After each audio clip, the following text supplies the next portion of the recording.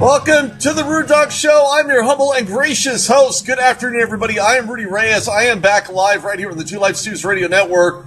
You were all wondering what happened to the Facebook Live thing and probably waiting to hear as to why you didn't get the visual.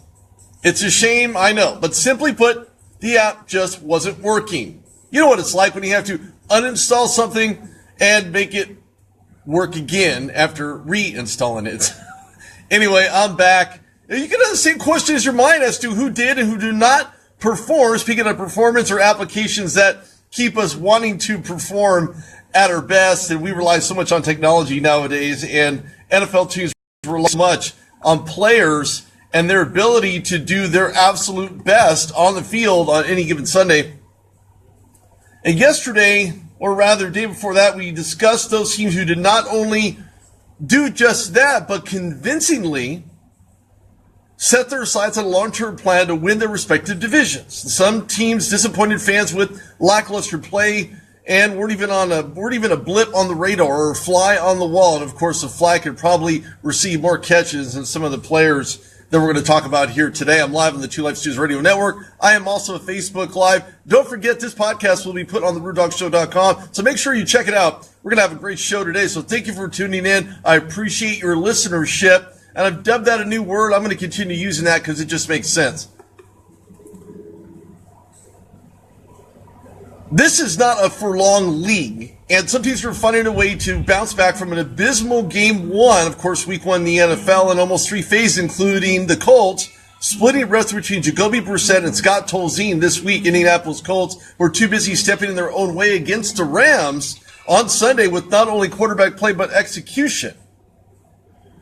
Tolzien struggled mightily with the lack of check-down knowledge and the execution aspect to what we were looking for from him just did not come to fruition. And when we look at timing, when we look at football knowledge, when we look at all of these, the variety of things, completing only 50% of his passes and 2 interceptions, I mean, you couldn't ask any more from Tolzien under center unless your name was Andy Dalton, who also had a serious issue under center. Dalton, who only threw for 170 yards, but committed 4 turnovers, and that's not what you want to do if you're a starting quarterback. I understand this is a new year. I understand this is probably a new team, maybe a new rep system for Tolzien and the Indianapolis Colts, but I look for something as far as competition is concerned in Indianapolis to really see Jacoby Brissett probably come more so over than, well, anything else. Will they become more dynamic as game 2 and week 2 is upon us here in the NFL? You could probably squarely place the blame wherever you'd like. When you look at the Colts offensive line, it didn't really help matters that he had nothing in the way of a solid draft this year. At least when I talk about the Colts, I look at the offensive construction on the line. They didn't really do a whole lot, allowing Tolzien to be pressured all game long. And when that happens, ask Andrew Luck with an off-season shoulder injury, and this is what he's working on right now. Getting back in the swing of things, no sign for Andrew Luck to start because they're starting Jacoby Brissett.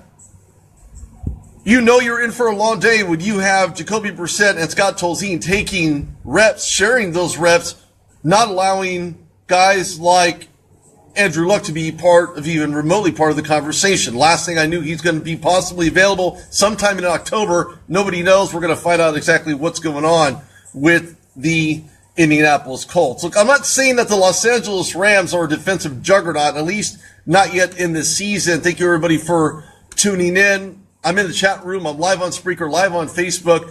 Interact, ask questions. What do you have? Let me know. We'll talk about it. But the juggernaut that is the Los Angeles Rams, certainly not in this part of the season in any respect, but what they did was needed to give gifts thrown their direction. I'm not talking about getting married, unless you're talking about a football being gifted with a nice little bow wrapped up to it if you were the defense for the Los Angeles Rams. It was a lack of timing. How out of sync were the Colts really this Sunday?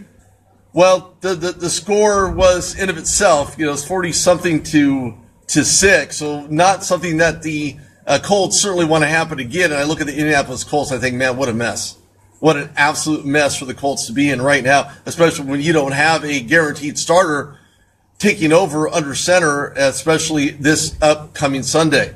Well, let's look at how the Los Angeles Rams did with Jared Goff as the first-year starter. He looked sharp early and basically doing things on every snap, throwing over 300 yards, averaging 10 yards per play. I must say I didn't expect the chemistry to occur between Jared Goff and Sean McVay to happen so soon, but it looks solid. It looks solid, especially with the first-year coach.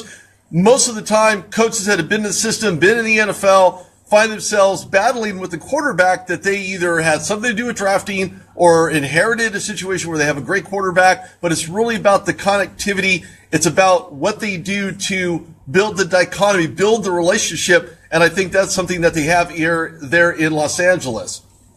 Now, I don't know what happened to the Washington Redskins. Maybe it was Sean McVay's departure from the Redskins organization that really showed you what Kirk Cousins is like without a coach he can really rely on, or at least an offensive coordinator. So I think when you look at Matt Cavanaugh, is Matt Cavanaugh that bad because he just got promoted, or is Kirk Cousins just that bad? He was pressured every single way. His offensive line didn't do any good. I understand, okay, look, from an NFL standpoint, this is your first real week. But it's your first week to get it done right, to do it right. Go back to film. Look at what happened. The goods, the bad. Whether you win or not, you still have to look at the film because you have to be prepared for your upcoming opponent. What did you do well? What did you do not so well? And I look at quarterback play, and as it unfolds, I think Jared Goff, despite being sacked at least one time in that offensive line, is going to be something you really need to look forward to. I think the offensive line will certainly have a lot to do with keeping him upright this year. Look, all things considered, they won that matchup at the line, but it wasn't as though the Rams did anything super exciting on the ground. Todd Gurley, entering his 30 years of Rams running back, managed only 40 yards on the ground. I think it's being attributed to this being a pass-first league. And when I say pass-first league, I always hear announcers talking about it on TV. They're talking about it in the booth, but it's really about this is a pass-first league. In other words, you're not going to commit to the ground game automatically. This is a pass first on any given down to make sure that you're moving the chains, you're being productive, because again, depending on what calls that you make offensively. I know this is probably a reach for some, not really a reach for others, but if you don't have poppy, dynamic offensive plays, you're going to find yourself going backwards. You're going, 5-yard loss, 10-yard loss, 12-yard loss. And again, penalties also play a role in that as well. But I look for the running game to be much more dynamic because Todd Gurley was hit with 5 receptions, 56 yards. And I'll be honest with you, much more could come Gurley's way, especially out in the slot. Stick him on the outside. He does a lot more than what you expect. Now, despite not being that involved in the ground game, I look for Todd Gurley to do very dynamic things in the run-pass option for him. Do I look at any Wildcat stuff with Sean McVay? No. He's not a Wildcat kind of guy. And they don't have the personnel. I mean, if you want to test it later on in the season when you've developed it, when you've practiced, when you've put time, effort into what you're doing. And when I look at two things that you can do to help your team, it's not commit to penalties. It's to be productive. It's to shake off the issues that you had prior, regardless of what position you're in, whether it's defense or offense. Those could both hurt you from a penalty standpoint. Look, teams who spent big money to acquire talent need to recognize they can't acquire them without having the pieces around them to ensure their growth. Case in point, Chicago Bears. There was a risky proposition to go up and reach Mitch Trubisky in the first round, and here's why. During the Jay Cutler era, he was pressured consistently, all the while throwing for only 4 touchdowns. And whatever happened to the water there in Chicago, possibly forcing Cutler to throw 5 highly untimely interceptions and only completing nearly 60% of his passes. Look, not only squared it on his shoulders, however, it had a lot to do with the offensive play at the line. You own the line. It's your line. Do what you have to do. Protect it at all costs. If you don't own the line of scrimmage, you're done. I don't care what game plan you have together. I don't care how much prep you put into it. If you don't own the line of scrimmage, you can be ran over and run over quickly. But something having to do with another pick, guard Jordan Morgan, round 5, much needed one of the best guards in the draft at the time. In addition, he helped give Trubisky's weak side more protection. And when I look at the heir apparent there at the quarterback position, it's Mitchell Trubisky. I'm sorry. I like Mike Glennon. He looked great with Tampa Bay. But I think that, when you reach up and grab a guy that high in the draft, any given draft, you want to put him in a starting situation very, very soon. Why? Because it builds the relationship. It builds the understanding. You know what athletes are going to, you know what wide receivers' tendencies are. Do they come back to the curl route? Do they wait on the outside? Are they in the slot? How fast are they? Do you have to adjust your speed? Do you have to adjust your gameplay to accommodate the wide receivers or tight ends that you're playing with?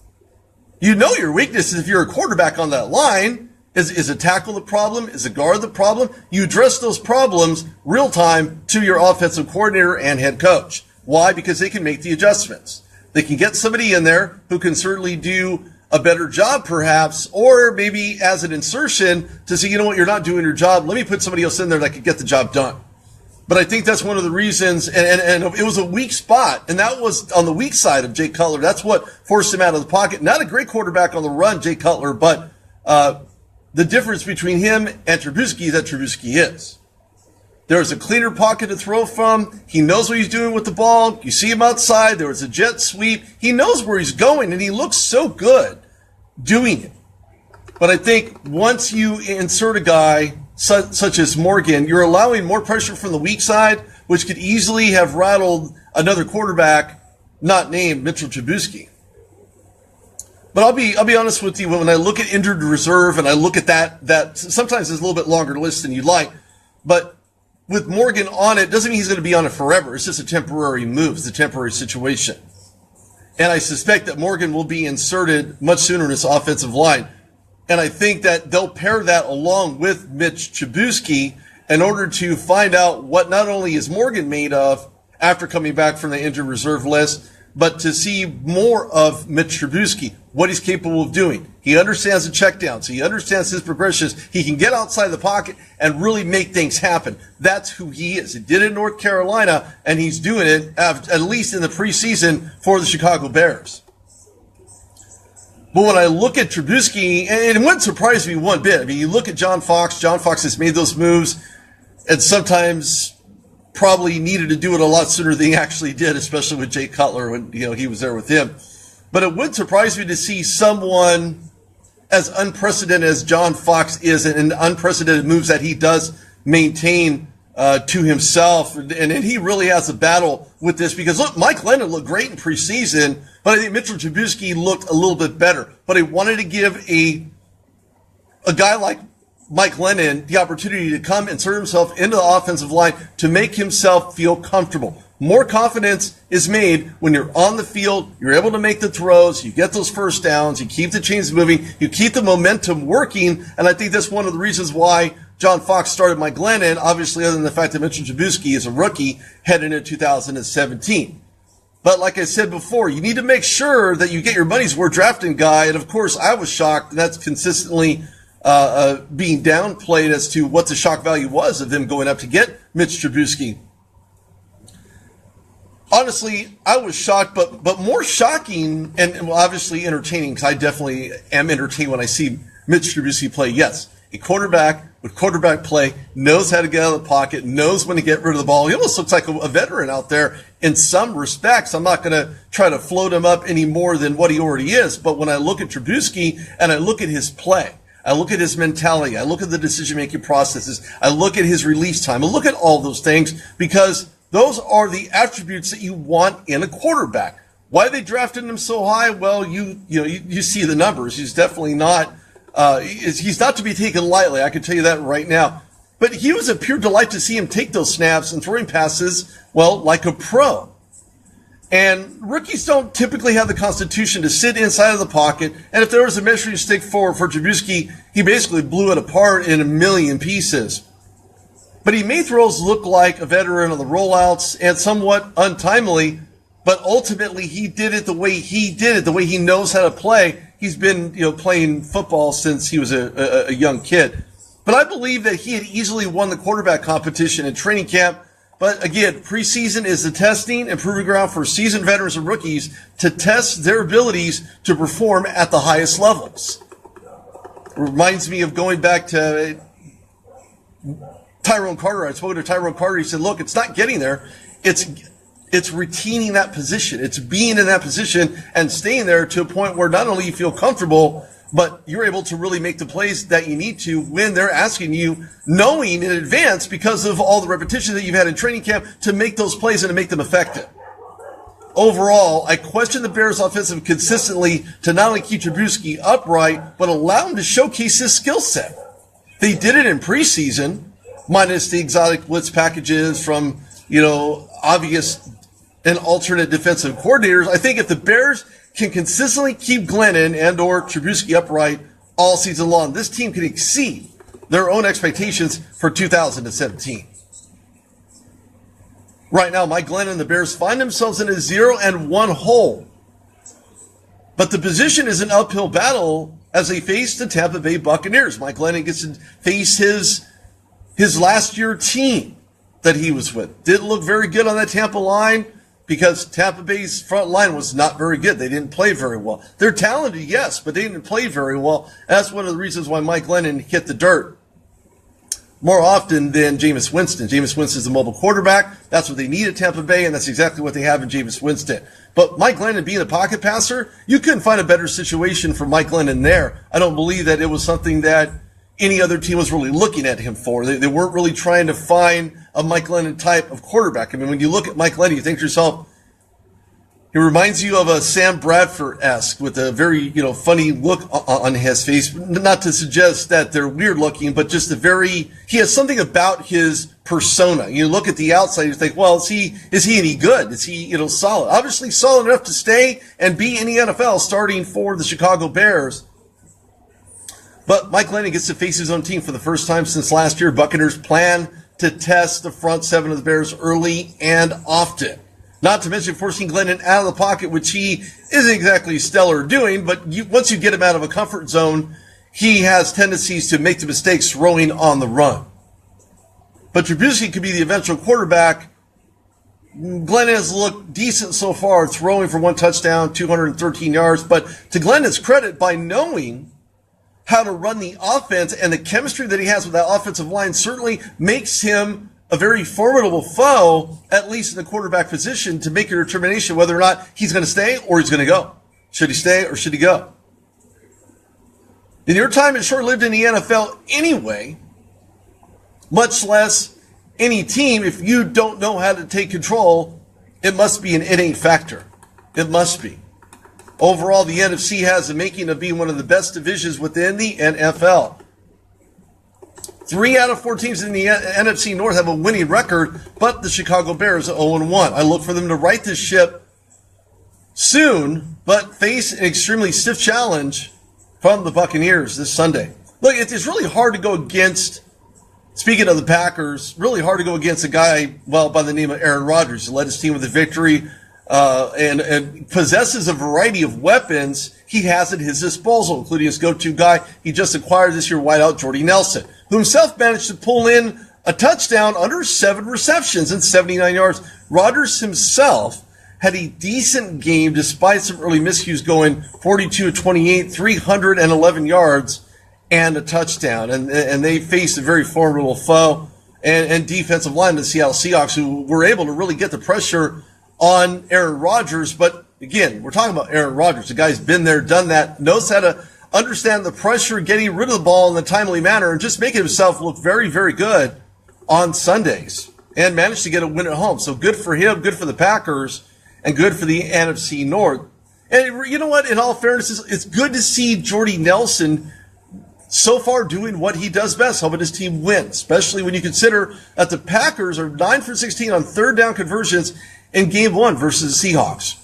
And I think the interpretation is that they're off to a solid start. Practically every team is knocking out some sort of rust in the NFL. There's no team in the NFL where you could say, well, they're playing completely fluid. Why? You look at the New England Patriots, they came out flat against the Kansas City Chiefs at home. So it just really makes you wonder where the mindset is at for the Chiefs. And I think because they lost against the Steelers at Arrowhead Stadium makes them even hungrier, more passionate, and clearly wanting to do much more on both sides of the ball. And that would probably only be one team, Kansas City Chiefs, that really didn't show any sign of rust. They showed a sign of resolve, and they want resolve. They're playing with resolve and a chip on their shoulder to get back to where they were before getting knocked off by Pittsburgh at home. But I'll be honest with you, a solid start for a lot of teams in the NFL. Steelers are definitely one of those teams. Ravens are one of those teams. Packers are one of those teams. Miami is yet to play. Of course, tonight we'll talk about the Texans and the Cincinnati Bengals for Thursday Night Football tonight. This is Rudy Reyes on the Two Life Stews Radio Network right here on the Rude Dog Show. Make sure you check it out on Facebook Live. Chat with me inside of the chat room here on Spreaker. Ask your questions on Facebook Live. Thanks for tuning in. We have about 30 minutes left or so here on the show.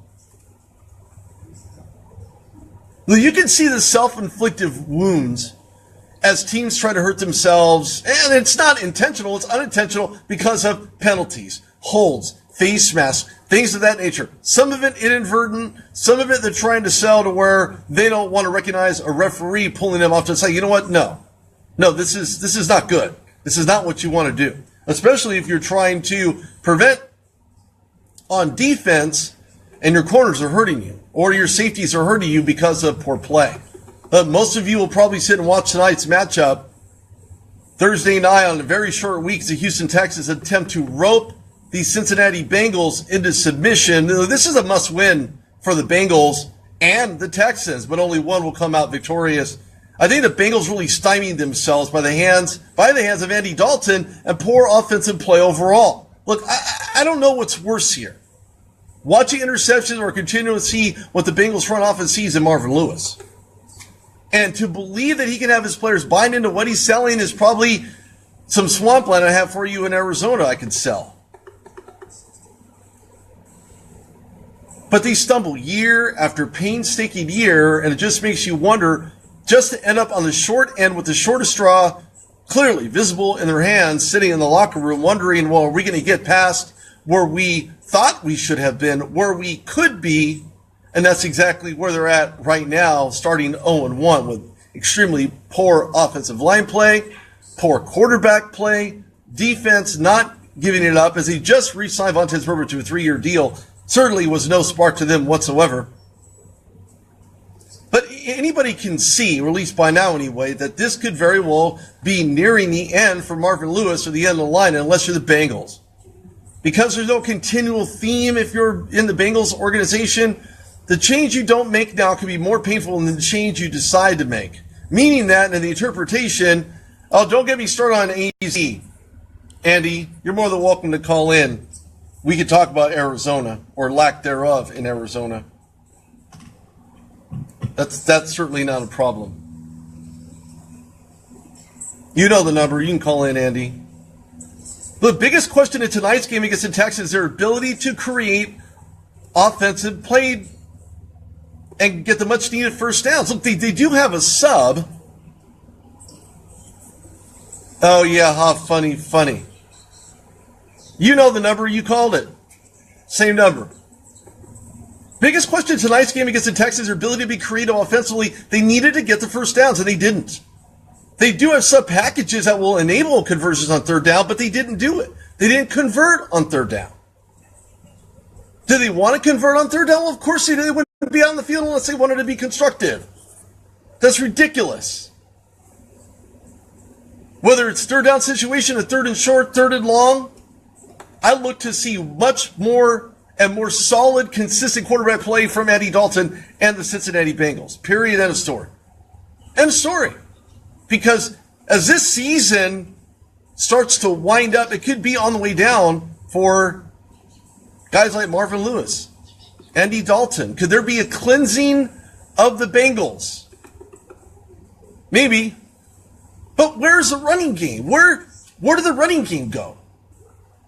So they got rid of Bernard. They got rid of other components that would otherwise have assisted them and at least keeping the game close against the Baltimore Ravens. But they got shut out At home. It's really confusing. Look, the offense manages to only muster 77 rushing yards. You call that a running game? That's lethargic at best. I'd like to think the offensive coordinator Ken Zampese, serving his second year with the Bengals in that position, can find a way to bolster a much-needed running game. Who doesn't want to have a solid running game? It's ridiculous. Why would you not try to find a way to be more creative offensively in order to get the ball down? Thanks, Annie. Appreciate it. Appreciate the love. Look, but here's my thought process. We're going to look at the other side of the ball here for a moment. I think that the Houston Texans, who couldn't stop the Jacksonville Jaguars' rushing attack, looked very anemic at best. Bernard McKinney having himself a solid game with 11 combined tackles, a forced fumble, and, of course, returning from back surgery was J.J. Watt, who didn't really appear to be 100% out there on the field trying to make plays. He just looked really stiff and not fluent. And because you're not 100%, you're going to get back out on the field and try to make a case for what you're trying to accomplish. I'll be honest with you, when I look at the prevent defense, when I look at what they were doing, moving into the red zone, they just couldn't get it done. Welcome to the Rude Dog Show. This is Rudy.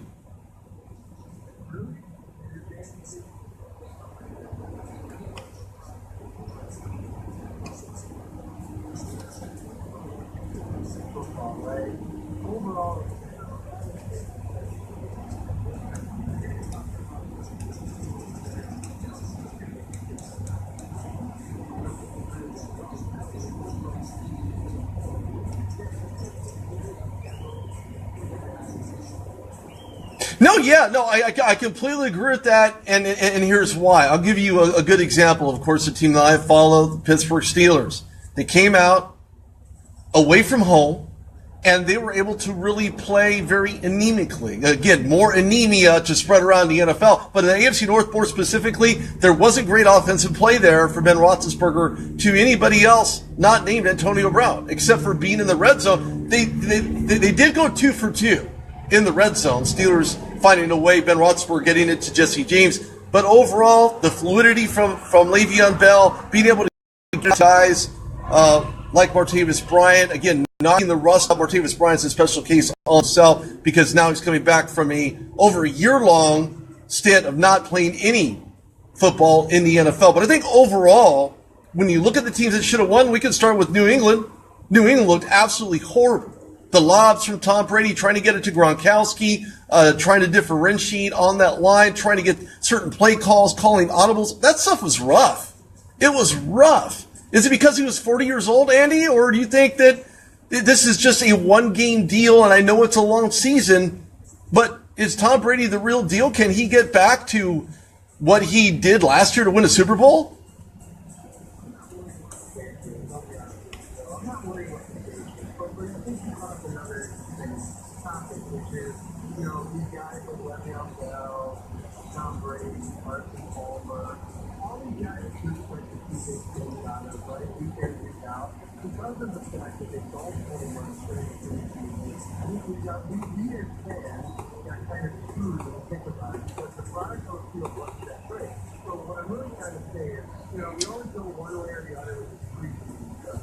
The bottom line is, you guys want to be ready. They want to be prepared to play. Don't you think that they should get out there and get the rest and just deal with it? It's part of the deal, man. It's the camaraderie that you build with the guys around you right on the field. And it's also just about going out there and showing them that you're a true professional. So to me, that's what I took away from week one is the lack of professionalism by the guys that we expect to be very professional. They weren't out there practicing much in the preseason, and then they go out there and expect to put on a show in week one. You just can't flip the switch. So I think personally, these guys got to really figure out what direction they want to go with preseason so that they know that they need to take those reps and be ready for the first game of the season, man.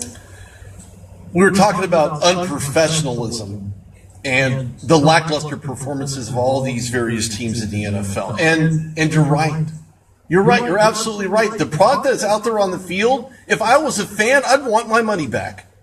I'd be crying to the NFL, sending them emails, sending them pieces of mail saying, you know what? I want my money back because this season looks like a joke so far. What do you really have for me? I'm paying $300 a ticket or whatever amount you paid, and I'm watching my team underperform. Let's talk about Odell Beckham Jr. for a minute. There was a lot of talk about him being in a dancing competition, yet he can't get onto an NFL field. And then when asked about it, he wants to cry and whine about the fact that he's on the table the whole time. Well, why do you think he's on the table the whole time? He spends all that time dancing. If you want to dance, dance in the end zone. Get on the field, become productive. And he's a prima donna. Yes, he's one of the best in the league, but when you're not out on the field, how can you prove that? How can you put another piece of that product out there? Should the Giants have a conversation with him in regards to that? Yes, they should. They should pull him in an office. NFLPA should sit him down and say, look, you cannot do anything outside of football other than football-related things. Meaning that you're going to be on the table. If you need to recuperate, these are the steps you need to recuperate to get back to form. This is the problem. Is we have a bunch of prima donnas in the NFL saying, oh my, I have a high ankle sprain and it hurts and I need all this therapy and whine about getting it done, but they want to go dance on the side. It doesn't work that way. You can't expect, we're not talking parity here. We're talking the lack of parity in the NFL right now. If you're talking NBA, you're gonna find tons more parity than you'll ever find in the NFL. But to your point, I would want more excitement, more vibrancy, more and better execution from these players that I expect to see. Let's use J.J. Watt as an example. TJ's older brother. In the offseason, he had lower back surgery.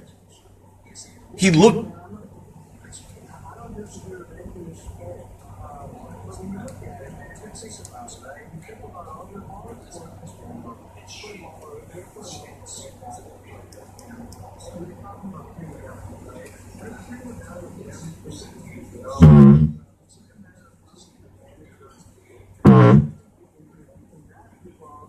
a little bit easier because you only got to manage 5 guys' ego at least at a time on the floor. And in a lot of cases, you're only having to manage 1 or 2 egos when you're really thinking about it, when you really break it down, because there's usually only 1 or 2 and maybe 3 stars on the team that we're talking about. It's Golden State. But the truth is that you have an obligation and you have a responsibility to be there for your teammates. And again, I go back to talking about the preseason thing again. It's just about being a professional. It's about going out there and giving it your all and letting everybody else know that you got their back the same way that they have your back. So I think right now, that's what I'm seeing right now in the NFL. There's a little bit of a lack of the guys out there wanting to go out there and perform for each other. I mean, you know as well as I do, Rudy, look. When you're talking about football, every guy has to be on the same exact page, right? So if one guy's off, then it screws up the whole offensive line. If one guy's not running his route right, so then it screws up all the wide receivers, and it screws up the read for the quarterback. So the bottom line is, man, I think we're going to be a good week, okay? As we come into the weekend, I think that, they know, if you and I know this, and everybody else knows this about the quality of play, and we saw in week 1, I think these guys know as well. I think they're going to pay a lot more attention to detail this week, and I would expect to see a lot more fluidity with the offenses. The defenses all being a little bit more on the same page. And that's actually normal when you think about it, right? Defenses are always going to be a little bit ahead of the offenses, or vice versa. Offenses are going to be a little bit ahead of the defenses. But ultimately, at the end of the day, you're trying to get that balance, man. So I expect a lot better play on the field from everybody this week, really. I really do. I do as well. The NFL, it's a not-for-long league, meaning that if you don't perform in the field, you shouldn't be given a free pass because they like you, because you've been to their kids' soccer games, or you've given them presents, or anything else. And I've talked about this on the show 1,000 times before. Sentimentality is killing the game of football. I think you'll see a lot more better performances from the guys that you expect to see those performances from, but there are some certain relationships in the NFL between players on the field that make a case for being the most dynamic. Ben Roethlisberger, Antonio Brown, Eli Manning at least last year to Odell Beckham Jr. You've seen Tom Brady to Julian Edelman. Edelman's out for the entire season with ACL burst, so he's done or over with. Who's the go-to guy for Tom Brady? So they're going to have to create this facade of we have this under control, we have it under wraps. As the NFL viewership declines, and I think it declines to your point, Andy, when you're talking about not having the solid product to put out there on the field. Has to do that.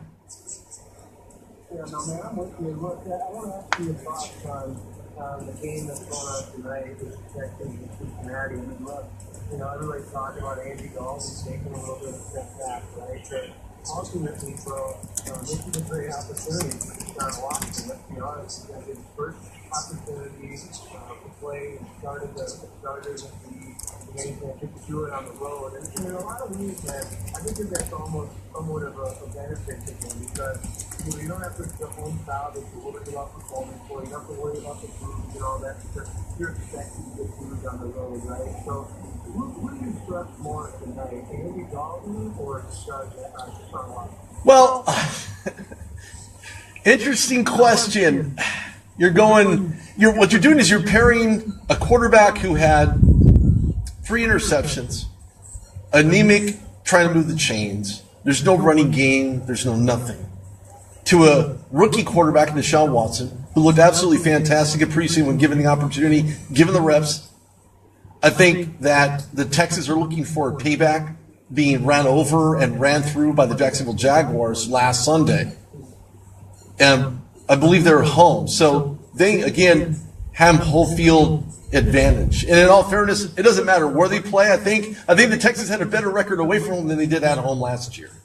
So the games that they were supposed to win at home, they didn't. The games they won on the road, they should have won at home. So I look for Deshaun Watson to just destroy it, to tear it up. I really do. They have the tools. They have the weapons. I mean, something Tom Savage couldn't do that Deshaun Watson did was lead him down for a touchdown. Yes, so he had an interception. But what does that mean?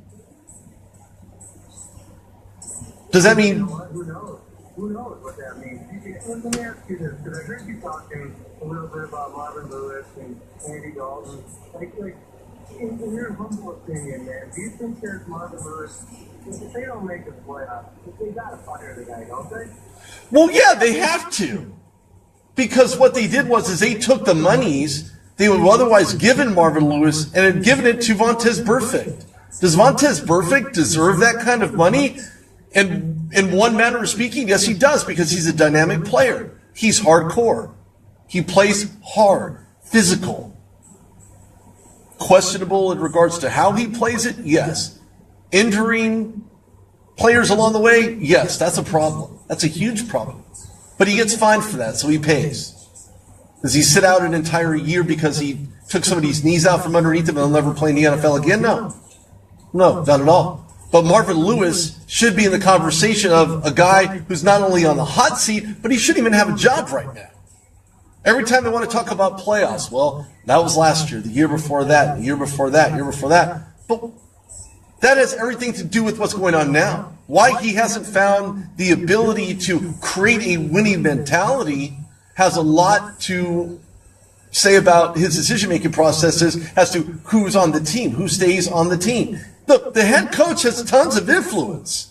He can go to the front office and say, I don't think this guy's going to work out. Front office makes the decision. Hey, let me ask you this, man. I got another question for you. We're talking a lot about this negativity, and obviously, it's warranted because, neither one of us were happy with the product overall, as we saw last week. But there were some bright spots out there, right? You had Kareem Hunt, you had Leonard Fournette have a nice day. So in your opinion, man, who's the rookie guy that people should be looking out for? Who's have a great year as far as rookies? Right now, that's tough. That's so tough. Delvin Cook looks pretty good. It looks like Minnesota has himself a running back, right? They moved on from Adrian Peterson. Delvin Cook carried the ball like 22 times or something for 123 yards. I I think there's a lot of things to be positive about, and I think the future for the NFL with a lot of these young guys is pretty bright. So what we're painting is kind of a dark picture about it, but ultimately, man, I do think that the future is obviously very bright, and there are a lot of guys that are going to be players in this league for a very, very long time. And I think this is relatively a pretty decent draft. Those guys that I mentioned, Dalvin Cook, Leonard Fournette, those guys are pretty solid, man, and they seem to have found their niche very, very quick. And I think that what they're going to have to worry about is obviously, as the season goes on, they're going to get keyed on a little bit, and people are going to have the backing about them. They're going to know the book on those guys, so they're going to have to be able to stay ahead of the curve. So it'll be interesting, man. I like that Leonard Fournette kid because I think he's going to get a ton of carries, obviously, there with Jacksonville. But ultimately, I think it's just a couple of very interesting guys that can have a really, really good impact on their team this year, man. I do as well. I like Leonard Fournette. The guy is a beast. He was a beast in college. I like Dalvin Cook. Did absolutely fantastic things at FSU. But I like J.J. Watt. And not because he's a Steeler player, but because of what he brings. Because of what he did against the Browns. Now, I'm not saying that J.J. Watt is the tallest guy on the field. But he's extremely freakishly athletic.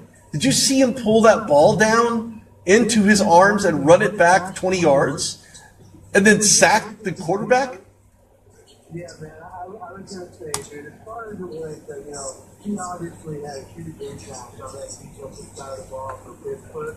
And ultimately, but I'll be honest with you, I think Pittsburgh did a very good job with their linebackers in general, and that was an awesome pickup. I mean, I'm a big Green Bay Packer fan myself, and I was kind of disappointed that they didn't take him, because they had the opportunity to take him, but they obviously went in a different direction. And I'll tell you what, I think T.J. Watt is going to be one hell of an NFL football player. So you guys got yourself one heck of a kid, an outstanding young man, but he's also one hell of a football player. Yeah, no, he definitely is. He comes from a long line of, you kind of, if you're a player trying to get into the NFL, and you've had family who either play, and we could use TJ and JJ as an example of that effect, because JJ was not a Badger, TJ was. For Wisconsin, and you're talking about the Packers, that's another conversation as well. But the fact that this football lineage, and when you look at how dynamic sometimes family lineages, actually are, and how they play a significant role in how these players react to certain situations, I think TJ is a younger version of J.J. Watt, obviously younger, but when I say younger, I mean more athletic, but in a very different way. Now, credit to J.J. Watt, his ability to pass rush. He's got a fantastic swim move, and so on and so forth. I was talking about how a reconstructed back for J.J. Watt would give you the pure and unadulterated acknowledgement that your football career is nearing at its end.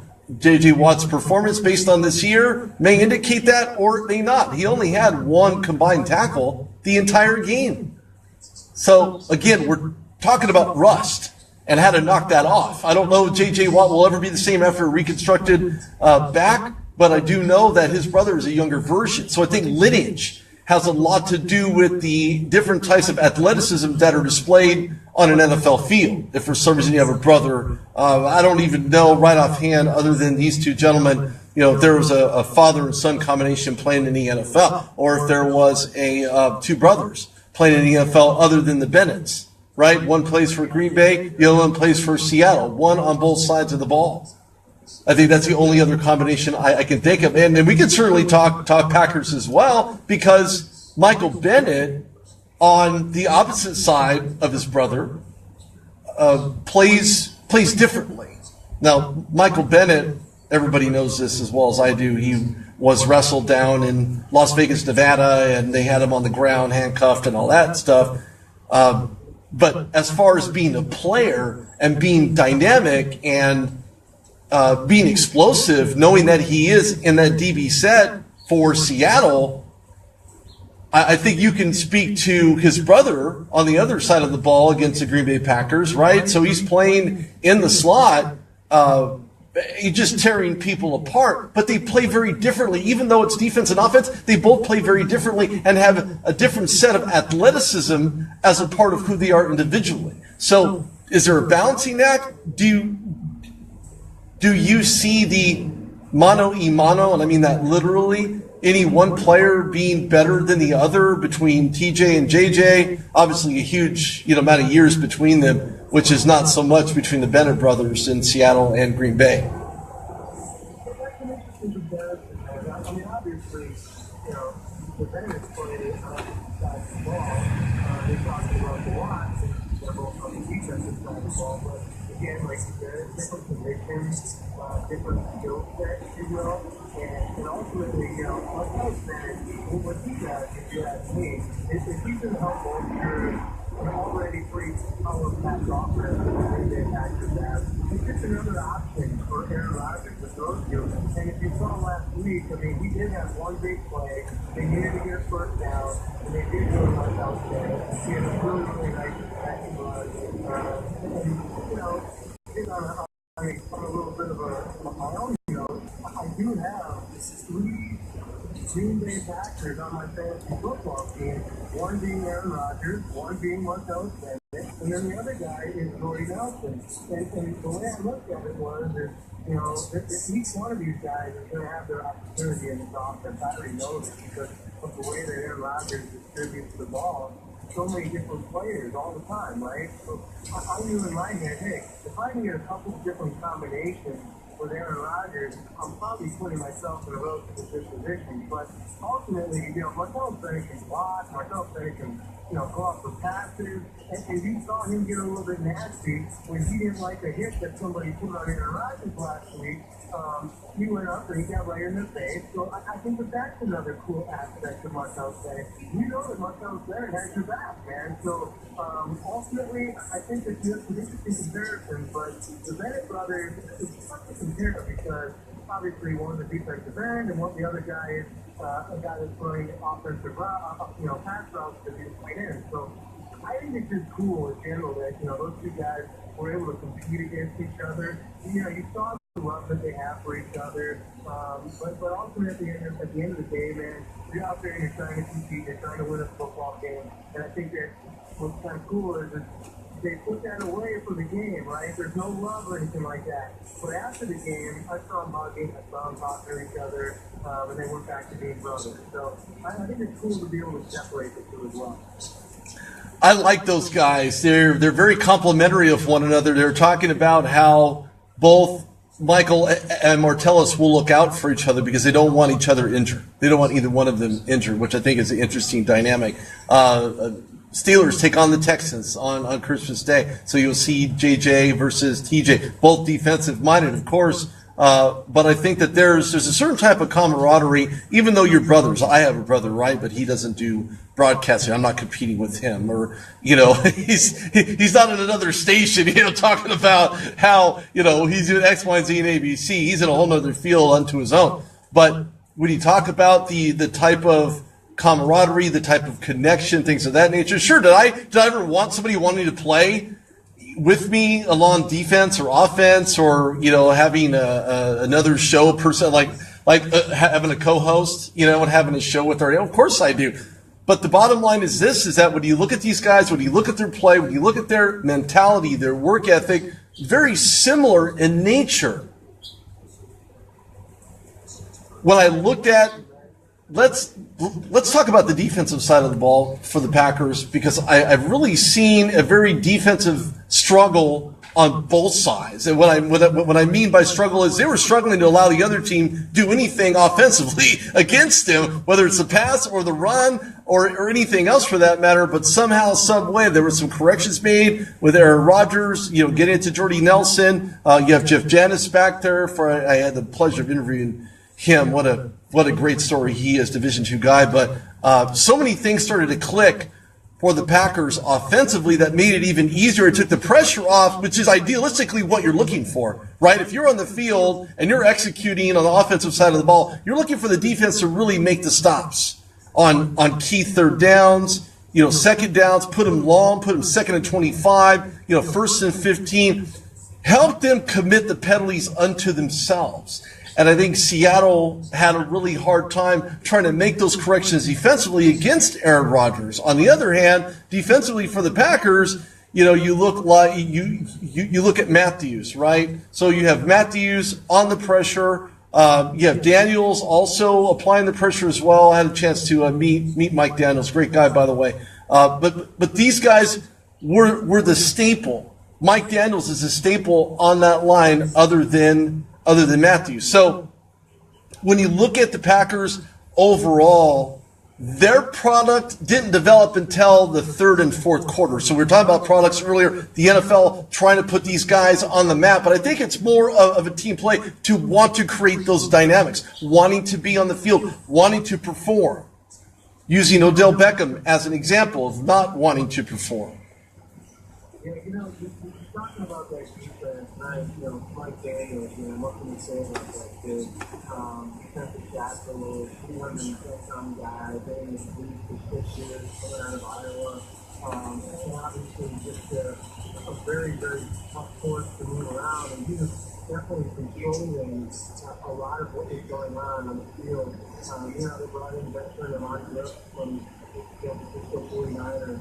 Clay Matthews, like you were talking about, he's getting up to an age. It's kind of crazy when you think about Clay Matthews, 31-year-old guy.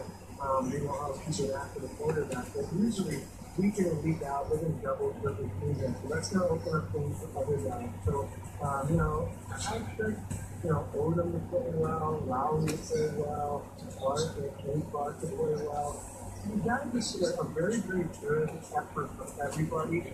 And the truth is, too, if you look at, for the most part, the offensive line and the defensive line for the Green Bay Packers, they've been around with each other, so they know each other pretty well. And I think that's also something you got to think about when you're talking about offensive lines and defensive lines. Some of those newer offensive lines, man, they're just kind of comfortable with each other. It's really difficult. So the Green Bay Packers have a very solid offensive and defensive line. Most of those guys are in their mid-20s. So they've got years and years of being able to play together, but they've also got years and years of experience playing with each other already. So if you look at the teams that are very, very successful, like you're talking about the Pittsburgh Steelers, the New England Patriots, the Green Bay Packers, the Dallas Cowboys, well, what's the common theme, man? They all have good offensive and defensive lines, don't they? Well, yeah, they do. And you know what? They're supposed to. A lot of times you're going to find teams that are unstable from a front office. So that stuff trickles down. Would you say? Would it trickles down from the owner to the vice president, from the vice president to the general manager, from the general manager to all your position coaches, wide receiver, offensive, quarterback coach, and even the head coach? It all trickles down. So all the negativity, all of the off with your head, because if you don't perform, that's what's going to happen to you, mentality takes shape.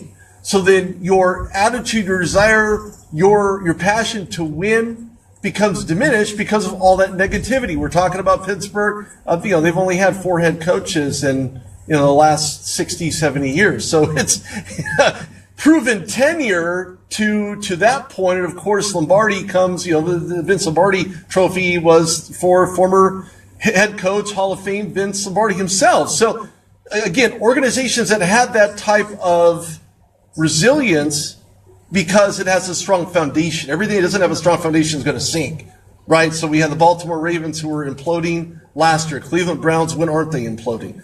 Arizona Cardinals imploding in that game that they had lost recently. It continued. Look, that had a lot to do with the fact that they didn't have David Johnson, and all the guys the whole thing changes out there. So much more pressure on Carson and to go out there and make plays. And let's be honest, I watched that game too. The Cardinals were just off their game, especially when DJ went out. And then, Carson was missing guys. His technique was a little bit off. It goes back to what I said to you about the preseason, man. So those guys got to get the right amount of reps, and they should take it a little bit more seriously. But we all know they don't want to get injured. Like as we thought, David Johnson might have getting injured the first week of the season.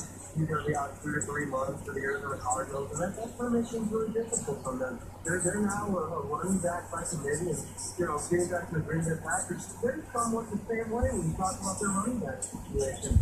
I don't totally trust Ty Montgomery. They got a bunch of young guys in the backfield.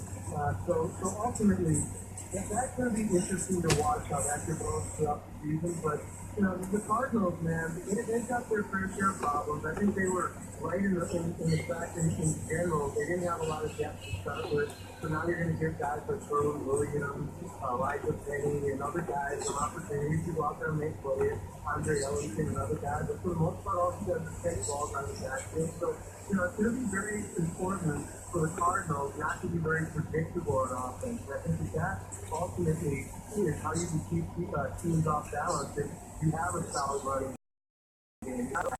And you know what you want to play at any given moment. So we'll find out who the cream of the crop is. And, at the end of the day, man, we're going to have a lot of the usual suspects if you ask me. Like I said, it's going to be the teams that have those quarterbacks that are really good, like the Tom Brady, like the Big Ben Roethlisberger, like the Aaron Rodgers. And then, there may be a few shockers out there, but for the most part, I think we know the usual suspects and who's going to wind up being there at the end, and who's going to be battling out for the playoffs, and who's going to be battling for the Super Bowl, man. Well, there's a lot of good options right now. Everybody was talking about how good the Steelers' offense is and how they can challenge the New England Patriots for another AFC Championship game. Of course, it's all talk until the action or the rubber meets the road, for lack of a better term. But I like all these dynamic. Just speaking of that real quickly, I think the key for your Pittsburgh Steelers, have a better record than New England Patriots for once, and not have the championship have to go through New England, right? I mean, at the end of the day, if the Pittsburgh Steelers are playing at home throughout the playoffs, I think they're pretty tough to beat, man, don't you? Oh, well, yeah. I mean, they're at home. But speaking of home games, they open up against the Minnesota Vikings, who looked absolutely fantastic against the Saints. But then again, we're talking about the Saints, who have basically no running game, no secondary. They didn't do anything in the way of draft. They didn't draft any cornerbacks. They didn't draft any safeties. They didn't draft any linemen. I mean, they did defensive moves from Anzalone up front. They made some chemistry moves and things of that nature in different situations to give them something more. But at the end of the day, it was all about Sam Bradford. It was all about that offensive line with Dalvin Cook, with McKinnon, excuse me, and tons of so many playmakers on that side of the ball. It's disgusting for the Minnesota Vikings. So Minnesota Vikings open up on the Steelers' ground at Heinz Field. I look for the Steelers to really have their hands full because of how good Minnesota looks. I'm not saying that there's a playoff conversation. That's not even relative. Not even relative at this point. But let me ask you this, man. I know you're up against it, but let me ask you this, man, real quick. Again, I asked you about trusting Deshaun Watson more or Andy Dalton. Do you really trust Sam Bradford, who I like to call Sam Bradford? At some point in the season, man, he's going to revert back to who he was. I know he has a fantastic game one, and they do have a very strong defensive line. Their defense is very good. Their offensive line is a bad either, so I think that helps. But ultimately, man, then having Dalvin Cook in the backfield to be able to take the pressure off of Sam, to always have to make plays, I think that's going to be really big. But, I think that they're a contender here. I think them and Detroit are going to be better than people think. I think, the Green Bay Packers are probably the best, but Minnesota can play. Let's not fool ourselves. Detroit with Stafford and their late game heroics, man, the both guys are going to compete too. So, look, let's just have a really fun, awesome year. Let's hope that neither one of your guys on your team gets hurt. Let's hope that none of my guys get hurt. Let's meet in the Super Bowl. sounds good to me. Hopefully, the Steelers will do better than they did against them the first time they played. That is the idea, right? To get the ball off in a timely manner, and Ben's window's closing, and Antonio Brown just wants a ring badly, and Aaron Rodgers wants to put another one on another finger, and they have a lot of weapons, with Jordy Nelson. But in all fairness, if the season ended, heaven forbid that should ever happen, but the season ended right now, Steelers, Packers in the Super Bowl. Sounds good to me, bro. Let's get it done. Hopefully they'll pay attention. Hey, tell everybody where they can find you, Andy. They can always check me out in Phoenix, Arizona, where I live, on NBC Sports Radio, AM 1060, and they can always check out StoreFarmSportsRadio.com, which is the website. And hit me up on Twitter at StoreFarmSports, man. There you go. Perfect. Andy, thanks, man. Appreciate you coming on. Hey, man, I appreciate it. You were good, bro. I had to get in on the conversation. No, hey, I appreciate it. We'll talk soon. Have a great day. Thanks, man. We'll talk to you tomorrow. Sounds good. Yeah, be on for some NFL and NCAA football. Everybody needs to tune into that as well.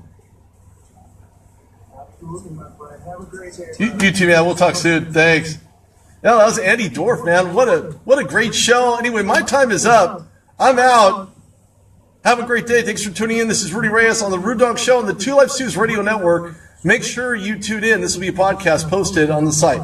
Thanks a lot. I appreciate your listenership, and we'll see you next week.